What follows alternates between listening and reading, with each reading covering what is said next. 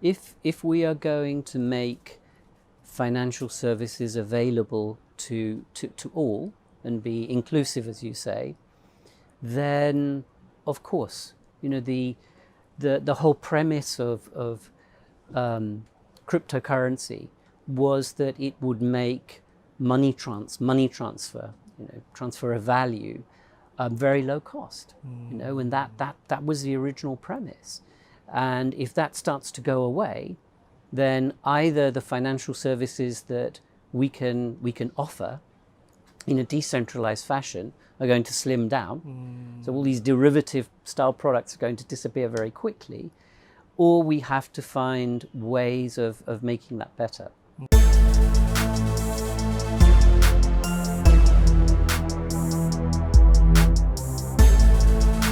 Speaking of life, like these days, in terms of our crazy crypto life, right? I wanted to kick off with, I'm sorry, it's a really mainstream topic, but it's also fascinating to hear different perspectives. But as you know, the whole DeFi, some people may call bubble, has kind of emerged. And there are lots of pros and cons to this new movement. Since we've talked last time, it wasn't that big last time, but how was your overall reaction this year of like DeFi is kind of the main, headline in the news? I believe in the movement. I think that decentralized finance, sometimes I call it fintech on a blockchain, has a huge future, but we are literally at birth, and we have a very long time to go. Things are changing within days, right? So just as an example, on my way here, I was looking at some messages on a channel that I belong to from somebody who was maybe slightly showing off about how he had been using yield farming, which we'll talk about if you like, yes, please, to make some incredible gains. And literally the same person 24 hours later is sending emojis with his head in his hands because he's lost a lot of money. So I think, joking aside, I think that we are at the very early stages. There is a lot of maturity that has to be reached. And in the last 24 hours, Alex, I can't help but reminisce about the early 90s. You know why? Because in the early 90s, when people started to learn that they could use these things called futures and options, and futures and options started becoming a retail tool, I remember people losing the shirts off their backs.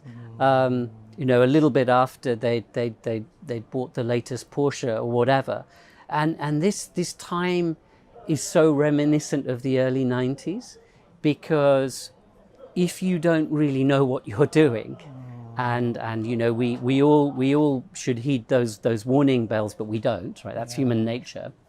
There's a lot of complexity at play here, and I would say more complexity than when we first started learning about retail futures and options, even, because the technology today is a little bit cumbersome. And if you're going to do this thing that we're calling yield farming, for example, I don't mean to be rude to anybody, but you've got to be a little bit of a nerd to actually understand how you go about doing these things, because they are not first nature to most of us. So whilst I'm really excited, and actually whilst people have been talking about the last week or so in terms of how these memes, I won't mention any food names. Let's keep that hidden away. But I think you might know what I'm talking about. Absolutely. I think that whilst we can laugh at the utility of these things, I actually applaud what we're seeing, because we are seeing people in the crypto to crypto space being able to do things that we couldn't even do a year ago. Okay, so fully decentralized, people are able to launch their tokens and immediately go to market, immediately interface with the the power broker, the person that actually holds the power, Yeah. protocols, for example. Yeah. And we're able to now do this immediately. We don't need venture capitalists anymore. And whilst I think that some of these things may not have a very long life, I don't know, I think that we have to applaud the fact that we can make things work in a truly decentralized fashion. Think about it. And go to market with ideas almost instantly. Buyer beware, of course, comes to mind straight away when I think about the chap on the channel I was referring to earlier. But the fact that we can do all of this now is, I think, groundbreaking. So I'm a huge fan. At Zilliqa, certainly we've stated it's a stated intent, but we, as you know, we take our times to do things properly. Yes, we get criticized for it, but I my style. I would much rather do that, get things right, and then participate in this movement. But I'm very excited. I'm very, very excited. There's so many good things that you just shared there. I think you hit the nail on the head really when explaining this analogy of futures and options in the beginning of the retail sphere. In terms of analogies, could we also kind of show that DeFi is similar to the dot-com bubble where, whatever is DeFi would gain momentum, whatever had a dot-com back in the days would gain momentum. Is it similar or quite different in your view? It is very, very similar because we have hype, we have bubbles, we have asset valuations that don't really make sense sometimes, and we saw all of that in the dot-com bubble, and that bubble burst rather badly. I remember it extraordinarily well. But since then, there's been another one too, because, for example, if we look at the hype around fintech, fintech was supposed to have killed banks and insurance companies and fund managers and da-di-da-di-da-di-da. And that hasn't happened, okay? So I think that yes, we see these hype bubbles from time to time, and more people get burned by them than people who profit from them. But I think what does happen is it moves society along for the good, because we learn what not to do, what to focus upon. As you know, Alex, I've been an entrepreneur all my life, and I can't help but go back to basic business principles. So whether it's fintech, dot-com bubble, whether it's now DeFi, basic business principles ultimately are going to have to apply.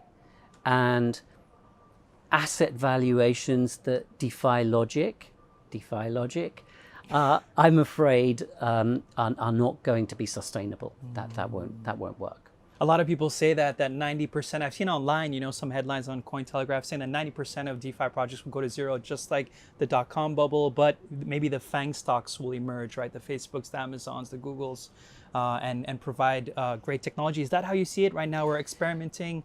A lot of them will go to zero, but there will be some great success stories coming out of it? I do. So one other data point that I'd like to share with you is that this crisis we're in, so let's also get the COVID crisis that's going on at the moment into play here.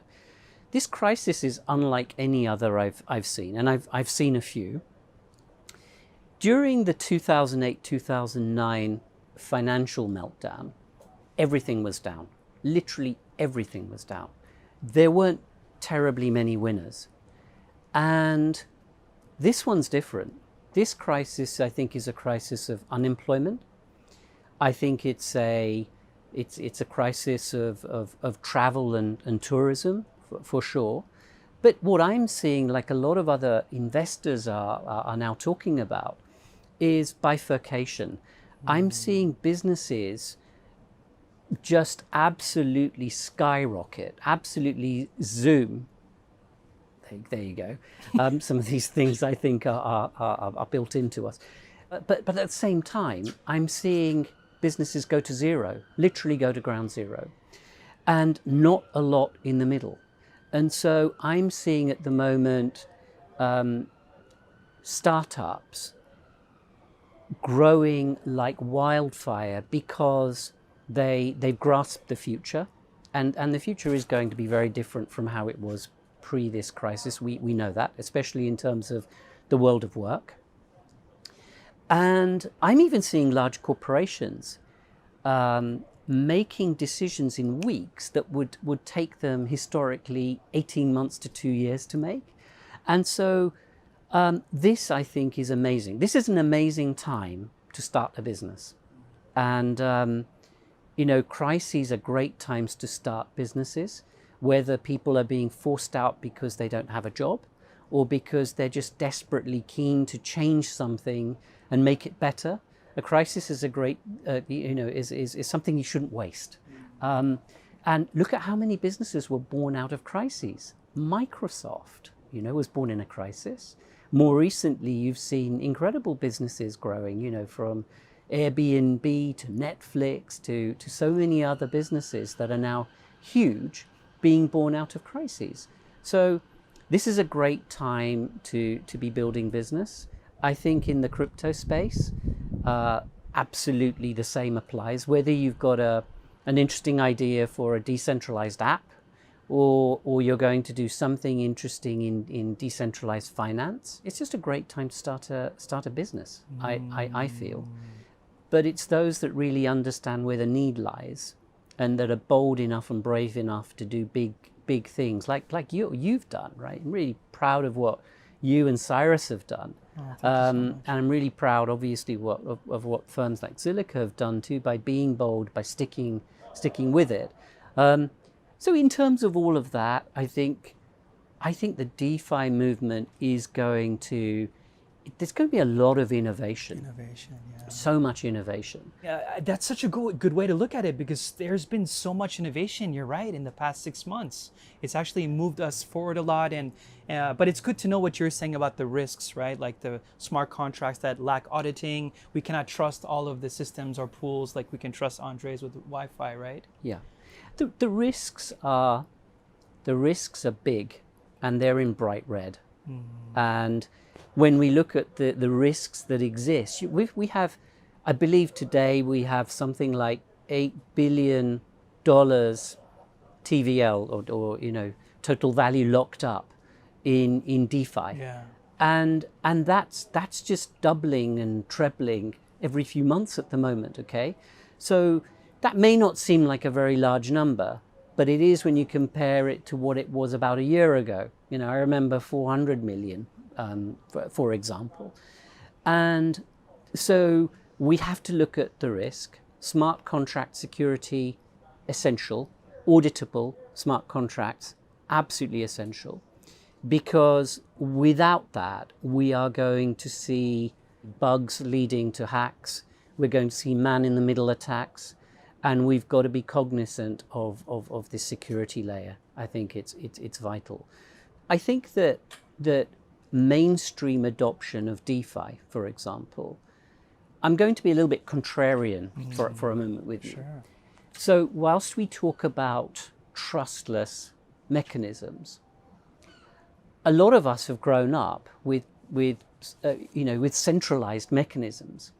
And I do talk to people in the big bad world of financial services, traditional financial services, who cannot get to grips with the fact that you trust code and you don't trust a central party. So I actually think that this is a risk, because we have to educate people to understand that we can do things, we can transact, we can actually transact significant amounts of capital without having to trust a central party. So I think getting people to grips with that in itself and educating people, which is something I try and do, is very important. It's not something people talk about, but I think it's very important. The other risk I think that we've seen just in the last week is just the cost to play, right? So again, we've all heard in the last week or so about people paying huge gas fees to be able to transact. Right now it's a wealthy man's game, yield farming, right? Because if you want to just try it out with $100, you're someone's younger, doesn't have much disposable income, it's impossible, right? I tried buying a token through one of the pools and it was $60 in gas fees. So if you have $100, then it costs you $60 in gas fees. How much is going to take you to actually? So I think you have a really good point, and that's not what we're trying to achieve, right? Isn't Finance 2.0 about having a completely inclusive ecosystem? Correct. If we are going to make financial services available to all and be inclusive, as you say, then of course, the whole premise of cryptocurrency was that it would make money transfer, transfer of value, very low cost, and that was the original premise. And if that starts to go away, then either the financial services that we can offer in a decentralized fashion are going to slim down. So all these derivative style products are going to disappear very quickly, or we have to find ways of making that better. This leads me to one other point I'd like to make. I'm not sure whether it's a risk or whether it's just a Max observation, but we talked about the dot-com era and we talked about fintech. And there was a word that I really began to dislike, even at the time, because I've been an investor in fintech. I stopped people from using it in my companies, and that's the word disruptor. Oh, yeah. Because Oh, no. actually, the future is not about disruption. It's about collaboration. And I think you've got to understand what a blockchain is. I still find it painful to see that organizations are trying to use blockchain technology intra-organization. Come on, right? The whole premise of blockchain is it allows us to collaborate, build ecosystems where trust is handled in a very different way. And therefore, I think also, Alex, for me, the future success, even in DeFi, is about people collaborating with each other. And there's certainly some things I'll talk about later, if you wish, that we are focusing on at Zilliqa to try and foster more collaboration with people that you would think would be our enemies or our competitors. I don't go for that. I don't believe so that. well put, and that's really the right mindset for us to grow faster, right? If we don't want to be stalled or have so many obstacles. And that's the perfect segue to the next question that I had for you, Max, because we see currently not only it's a rich man's world in terms of yield farming, it's very limited, it's very geeky, as you mentioned. There are multiple layers, connecting smart contracts. It's quite complicated in terms of interface. It's buggy. There's some smart contract risks and all the risks you talked about. So my question for you is, are the current legacy blockchains going to go to zero? Kind of like a Netscape or AOL type example where, the third generation blockchains like Zilliqa, like Cardano, like Elrond, like Cosmos will end up taking over because of the lack of scalability and interoperability. Is this a little bit too far-fetched, or what is your angle on this? I think your analogy is a very, very good one. I think that there are going to be platforms that will become crypto dinosaurs very quickly if they can't solve some of those risks. One other thing that I forgot to mention, of course, which you've just reminded me of, is usability. We've got to work together to make this ecosystem much more usable, because you try and explain how you do some of this funky stuff that people are doing with yield farming right now, it would make most people, it would make most people's heads spin. Yeah. Okay. So I think that you're going to have to evolve or face the fact that you'll become extinct. Yeah. I completely go with that.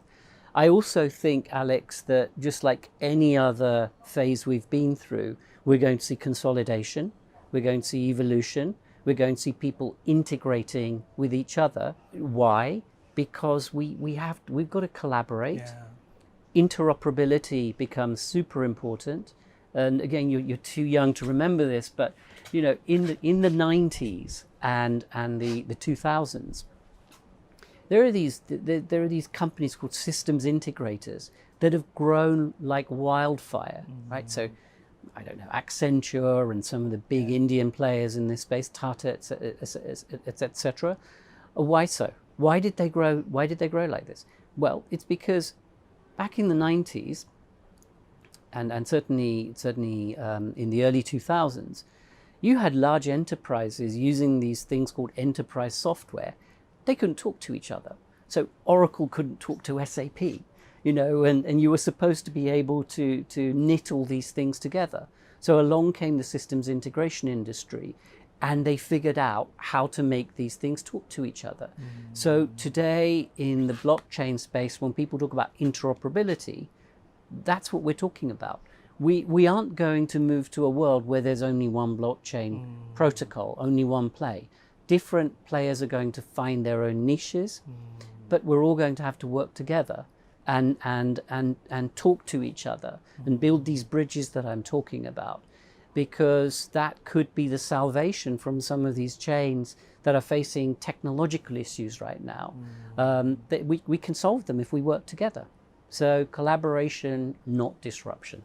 Same thing. That's really, really nice. And obviously in terms of scalability, like Zilliqa has proven that, in terms of transactions per second, throughput, you guys are very advanced. Is this what Zilliqa is focusing on at the moment? Interoperability is the main key for, 2020, 2021. What are you guys planning to really specialize on? There has been a big play this year, and I've personally been very closely involved with it, to make Zilliqa more commercially oriented.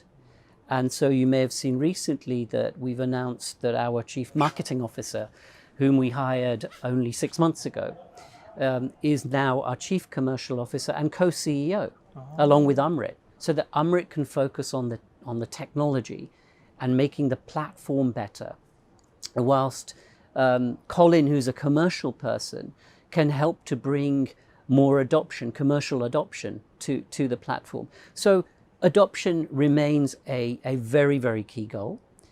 But in terms of the technology, there is a lot happening right now. So we are well and truly ensconced in the world of the stablecoin. We think that stablecoin initiatives, and we're working on a very interesting ZIL-based ASEAN stablecoin pair initiative right now that I think is going to make token-to-token exchange far simpler, more cost-effective. So there's a lot of work going on what I call market infrastructure.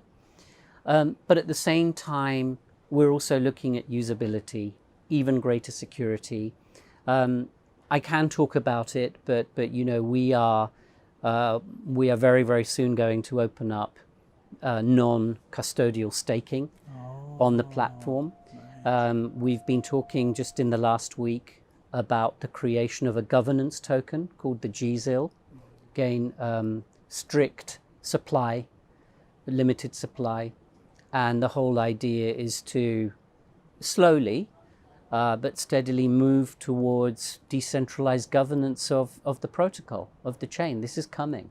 The DAO is on its way as far as I'm concerned. This is super exciting, but it's going to be a steady work towards that goal.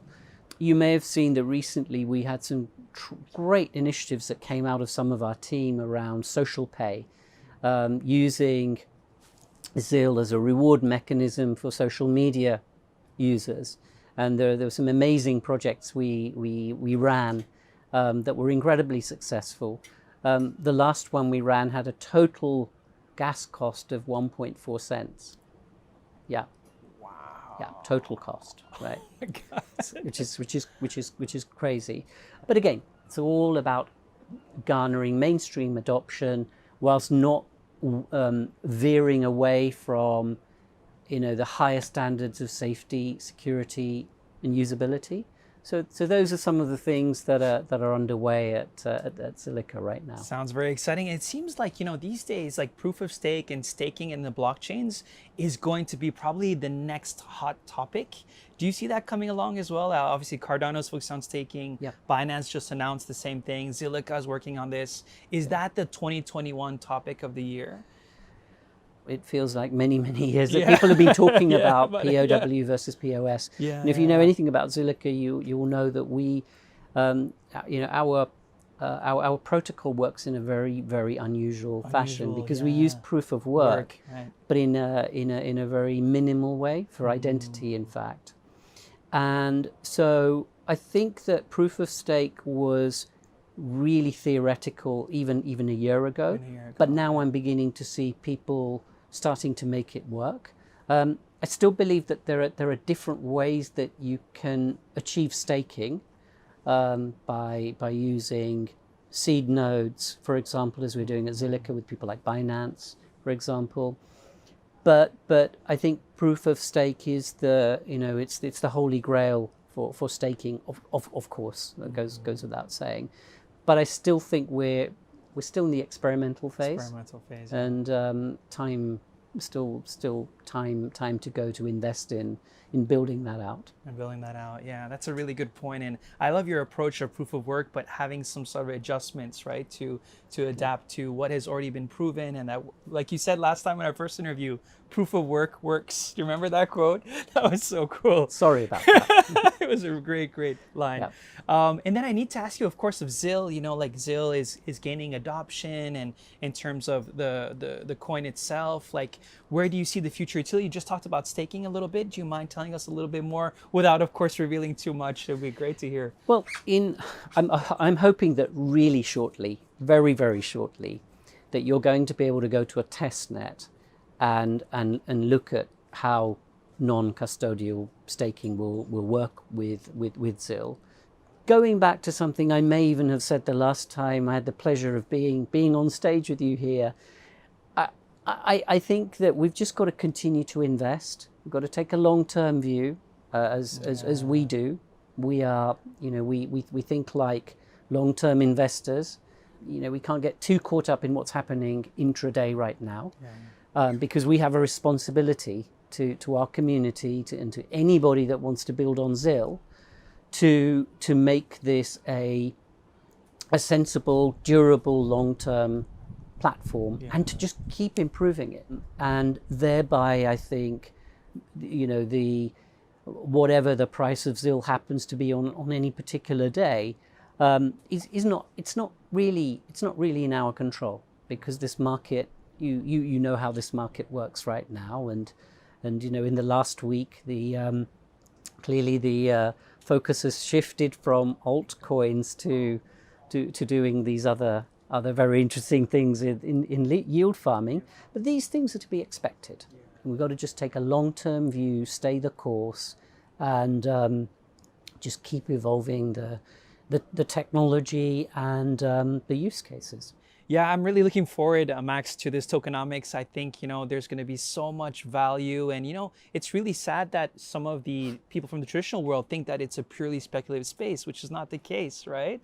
There is real value. And I'm very happy that, projects like Zill will prove that with other projects with great tokenomics. So really excited. I must ask you, Max, before even being involved in the blockchain world, like you said, you've always been in love with fintech and finance and investments. As someone who has great experience in the investment field, do you mind just sharing some of your life learned lessons, to the viewers out there on what you've learned to investing, and give us a few golden tips? That'd be great. Not sure about golden. I'm not sure about golden, but I will certainly share with you my thesis, which is a very simple one, Alex. For me, investing in startups, particularly, or early stage companies. I break early stage companies down, by the way, into two classes. Startups, because companies carry on describing themselves as startups for far too long these days. Startups and rev-ups. So that's a Maxism. So I think that for me, a rev-up is a company that has been through the hockey stick. It was just about to go through the hockey stick. and has unlocked the growth potential of the business. And so, in my experience, the most important thing actually isn't the tech or even the business model. It's the people. It's the people. So for me, sometimes I've looked at a business model or a business plan and I think to myself, that's impossible. But actually, really smart teams of people, even if there are 3 of them or 5 of them, can make the impossible happen. And so I completely would say that you've got to research the people. You've got to understand what their mission and their vision is. Why are they in business? And there are many, many reasons why people go into business. Sometimes actually not the right reasons, right? So people. The second biggest error people make is they fashion a business around a personal pain point. So they look at this mug and say, if it was me, I'd really like a 2-handled mug. And I think the whole world is going to want a double-handled mug. Okay, so unless we're Steve Jobs, and there aren't terribly many people who can just say we will build it and they will come, we have to go out and do our research very carefully on what the market need is, and is that market need scalable? We don't build things just because we think there's a market. This is a grave mistake a lot of particularly early stage entrepreneurs make. And so no matter how amazing you think that is, I would urge anybody to do their research on the marketplace, even if you've got to pay a ton of money to understand the marketplace. That's absolutely vital. You can't build a business without or invest in something without knowing there's a marketplace for that product. So those are the 2 pieces of advice I would give to you. Everything else you can hire people to tell you about. Finance people, marketeers and salespeople can tell you about all the other things you need to know. But those are the 2 things you've got to research very carefully for yourself. No, really well said. It makes a lot of sense because a lot of people take their personal biases and believe that just because they had that problem that they automatically have market validation, which is not always the case, right? Always make sure that there's a need for that specific idea. Absolutely. You have to have that. And in this time of crisis that we're in right now, those people that don't understand the power of marketing and really getting close to their customers is if you can't do that, it doesn't matter how amazing your technology is. Tomorrow never come. Yeah. Oh God, that's a great movie, by the way. All these things are coming out today. It's very strange. They've been programmed into me. But no, seriously, you've got to learn how to get super close to your customer, understand what they want. And you've got to be building and evolving constantly around that. It's not just about the tech.